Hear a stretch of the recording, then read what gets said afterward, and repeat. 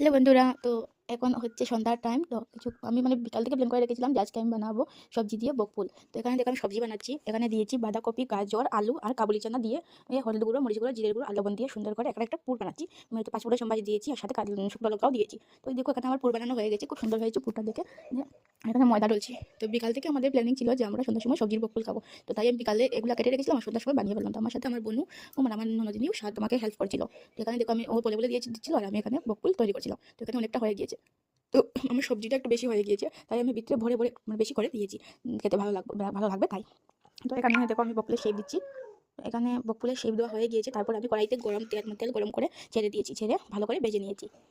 তো এই দেখো এটা হচ্ছে আমার লাস্টের কয়টা ছিল। এখানে আমার সবগুলি ভাজা হয়ে গিয়েছে আর এখান থেকে আমরা অনেকটা খেয়ে ফেলেছি। তারপর দেখাচ্ছি আপনাদেরকে। আমি দেখো এখন আমি খাচ্ছি। তো খেতে খুব ভালো হয়েছিল। আমি বানিয়েছি বলে বলিনি, খেতে ভালো হয়েছিল, সবাই বলছিল খেয়ে তো খুব ভালো হয়েছে। এই যে আমার জামাই, উনিও ফিডব্যাক দিলেন।